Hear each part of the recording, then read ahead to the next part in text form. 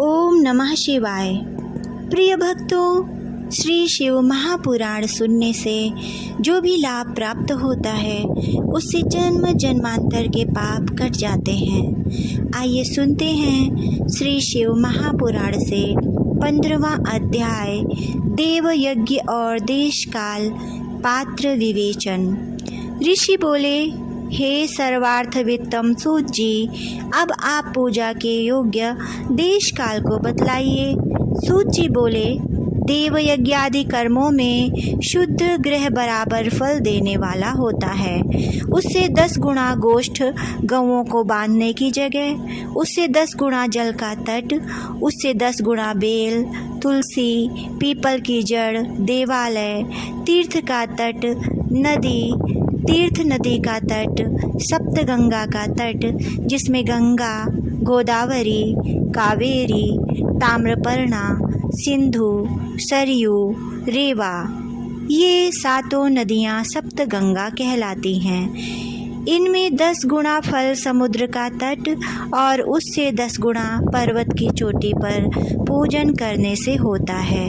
और सबसे अधिक फल तो वहाँ जाने की जहाँ मन रमे। सतयुग में यज्ञ दानादि से पूर्ण फल की प्राप्ति होती है।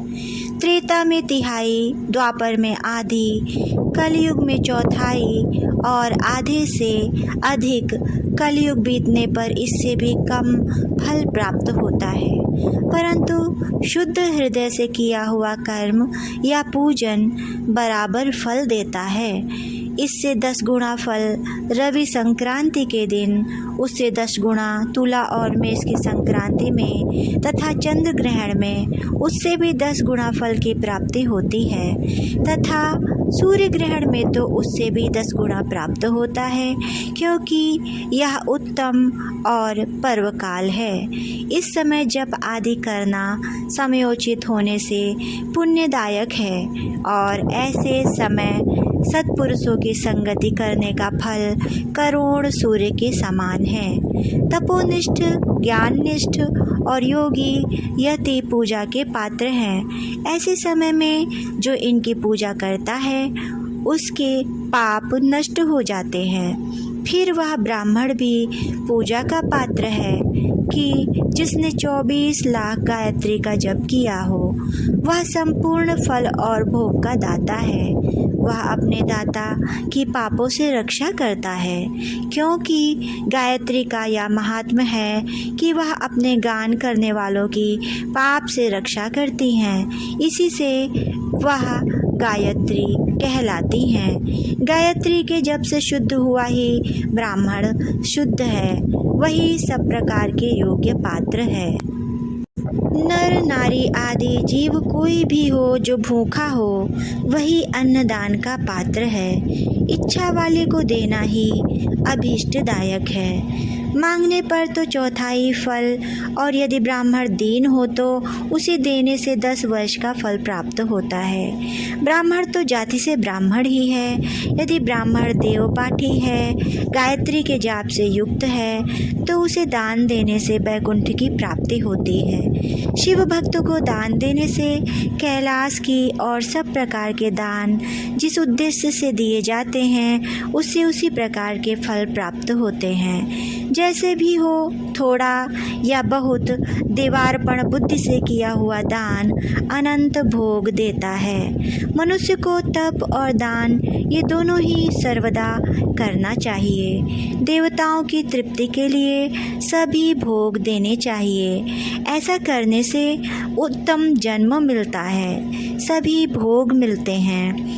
ईश्वर परायण बुद्धि से दान करें तो मोक्ष प्राप्त होता है। इस अध्याय के पढ़ने सुनने से धर्म बुद्धि उत्पन्न होती है और ज्ञान की सिद्धि होती है। इति श्री शिव महापुराण विद्येश्वर संहिता का 15वां अध्याय पूर्ण हुआ। प्रिय भक्तों, आइए सुनते हैं श्री शिव महापुराण का 16वां अध्याय पार्थिव पूजन और उसका फल। ऋषि बोले, हे सूत जी, अब आप हमें उस पार्थिव पूजन की विधि बतलाइए कि जिससे सभी अभीष्ट सिद्ध होते हैं। सूत जी बोले, आपका प्रश्न बड़ा उत्तम है। आप सुनिए, मैं कहता हूँ, हे महर्षियों, मिट्टी से बनाई हुई प्रतिमा का पूजन करने से पुरुष हो या स्त्री सभी के मनोरथ पूर्ण होते हैं। इसके लिए नदी, तालाब, कुआं या जल के भीतर की मिट्टी लाकर सुगंधित द्रव्य के चूर्ण से उसका शोधन करें और अच्छे मंडप में बैठकर दूध डाल अपने हाथ से सुंदर प्रतिमा बनाएं। फिर पद्मासन से स्थित होकर उस पार्थिव प्रतिमा का आदर से पूजन करें। गणेश, सूर्य, विष्णु, पार्वती, शिव जी की मूर्ति और शिव जी के शिवलिंग का तो ब्राह्मण सदैव पूजन करें। जो इस प्रकार षोडशोपचार युक्त पूजन करता है उसके मनोरथ अवश्य ही सिद्ध होते हैं। किसी भी देवता के स्थापित किए लिंग पर 3 सेर नैवेद्य और स्वयं उत्पन्न हुए लिंग पर 5 सेर नैवेद्य चढ़ाने का नियम है। इस प्रकार जो 1000 बार नैवेद्य चढ़ाता है, यदि वह ब्राह्मण है तो उसे सत्यलोक की प्राप्ति होती है। यह सर्वथा सत्य है। 12 अंगुल चौड़ा और 25 अंगुल लंबा यह लिंग का प्रमाण है तथा 15 अंगुल ऊंचा लोहे या लकड़ी के बनाए पात्र का नाम भी शिव है। ऐसे लिंगों की पूजा महापूजा कहलाती है और इनके अभिषेक से आत्मशुद्धि, गंध चढ़ाने से पुण्य प्राप्त होती है। ज्ञान से दीप जलाने से ज्ञान और तांबूल से भोग मिलता है। अतएव स्नान आदि से छह पूजन के अंग का यत्नपूर्वक साधन करें। नमस्कार और जप ये दोनों सभी अभीष्टदायक हैं। इनको पूजा के अंत में अवश्य करें क्योंकि इनसे भोग और मोक्ष दोनों ही प्राप्त होता है। मानसिक पूजन में भी इनको अवश्य ही व्यवहार में लावें। जो जिस देवता की पूजा करता है वह उस देवता के लोक को प्राप्त होता है, साथ ही उसे उनके बीच के लोकों में भी यथेष्ट भोग मिलते हैं।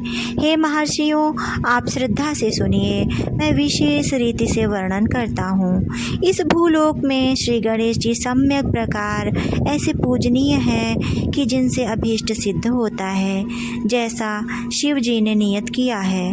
उनके अनुसार तिथि, वार, नक्षत्र आदि का समुचित विचार कर जो सविधि इनकी पूजा करता है उनके कौन से मनोरथ पूर्ण नहीं होते। गणेश पूजन से सभी पाप दूर भाग जाते हैं और वह अपने सभी अभीष्टों को पूर्ण करते हुए मोक्ष तक को पहुंच जाता है। इसी प्रकार से विष्णु जी का तथा और भी देवताओं की जिनकी पूजा करना चाहता है वह उन देवताओं के वार, तिथि, नक्षत्र का विचार कर षोडशोपचार पूजन भजन करे तो उसके अभीष्ट की प्राप्ति होती है। फिर शिव जी का पूजन करे तो सभी मनोरथों को देने वाला है। जो आद्रा नक्षत्र में और महाआद्रा में माघ कृष्ण चतुर्दशी को शिव जी का पूजन करता है उसकी आयु बढ़ती है, मृत्यु हरण होती है और सर्वसिद्धि प्राप्त होती है। ऐसे ही और भी नक्षत्रों, महीनों और वारों में शिव जी की पूजा का अद्भुत महात्म्य है। शिव जी का यजन भोग मोक्ष यजन को देने वाला है। वारों के हिसाब से कार्तिक मास में देवताओं का यजन विशेष फलदायक होता है। विद्वानों को उचित है कि वह इस महीने में सब देवताओं का यजन करें, नियम, यम और दान, तप, होम और जप करें क्योंकि कार्तिक में देवताओं का यजन सर्वभोगप्रद और सर्वव्याधि हरता है। कार्तिक मास में रविवार के दिन जो सूर्य की पूजा करता है और तेल तथा कपास का दान करता है उसके यदि कुष्ठ रोग है तो वह दूर हो जाता है। इस प्रकार शिव जी की पूजा के अनेक विधान हैं। जो अपने मन को या जीवन को शिव जी को अर्पण कर देता है उसे शिव जी स्वसायुज्य मुक्ति प्रदान करते हैं। योनि और लिंग इन दोनों स्वरूपों के शिव जी के स्वरूप में समाविष्ट होने के कारण शिव जी जगत के जन्म निरूपक हैं और इस नाते से जन्म की निवृत्ति के लिए श्री शिव जी की जन्म पूजा का अलग विधान भी है। जैसे अखिल जगत बिंदुनादात्मक है, जिसमें बिंदु शक्ति है और नाद नाम शिव जी का है। बिंदु का आधार नाद है और जगत का आधार बिंदु है, अतः ये दोनों ही जगत के आधार हुए। बिंदु देवी और नाद शिव हैं, इसी से यही दोनों शिवलिंग इस नाम से कहे गए। अतः जन्म की निवृत्ति के लिए शिवलिंग को पूजें। देवी रूप माता बिंदु और शिव रूप पिता नाद हैं। पूज्य माता पिता की पूजा करने से निश्चय ही परमानंद प्राप्त होता है। जिसे परमानंद की इच्छा हो वह शिवलिंग की पूजा करे। जैसे जो पुत्र माता पिता की सेवा करता है उस पर माता पिता कृपालु रहते हैं, वैसे ही शिवलिंग माता पिता के इस मुख्य रूप को जानकर उनकी पूजा करें। हे मुनि पंगुओं, जैसे भर्ग भर्गा अर्थात पुरुष और प्रकृति ये ही दो जन्म के मुख्य हैं, वैसे ही शिवलिंग भी है। पुरुष से प्रकृति में मेल ही जन्म कहलाता है और प्रकृति से व्यक्त हुआ तो दूसरा जन्म कहलाया। अतएव जंतु पुरुष से ही जन्म और मृत्यु बारंबार प्राप्त करता है। माया से जन्म से जीर्ण और इसी से जीव नाम पड़ा है। जन्म होते ही यह फांसी से बंध जाता है और इसी से इस जीव शब्द का यह अर्थ हुआ। अतएव जन्म की फांसी से छूटने के लिए जन्मलिंग को अच्छी तरह पूजें। भंग से भग प्रकृति का नाम पड़ा और यह प्राकृत शब्द मात्रा आदि से प्राकृति तथा इंद्रिय और भोजन से भग का यह भोग ऐसा शब्द हुआ।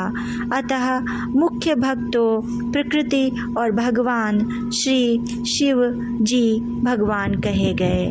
इस प्रकार ये ही भगवान भोग के दाता हैं और कोई भोग का देने वाला नहीं है।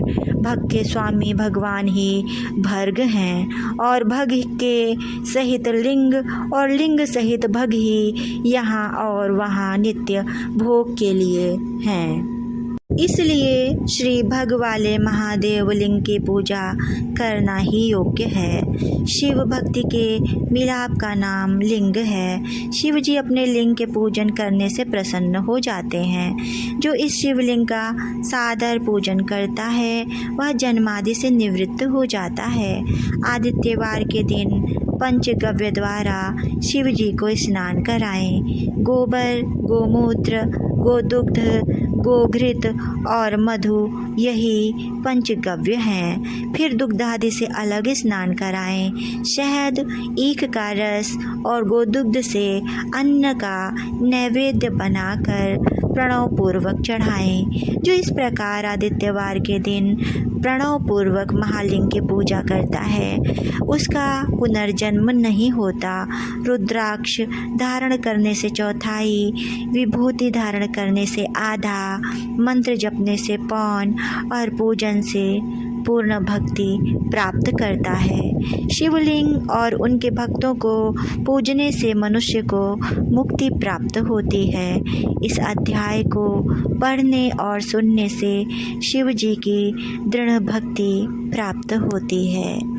इति श्री शिव महापुराण विद्येश्वर संहिता का 16वां अध्याय पूर्ण हुआ। ओम नमः शिवाय। प्रिय भक्तों, संपूर्ण श्री शिव महापुराण के समस्त अध्यायों को सुनने के लिए आप मेरे चैनल को सब्सक्राइब करें। धन्यवाद।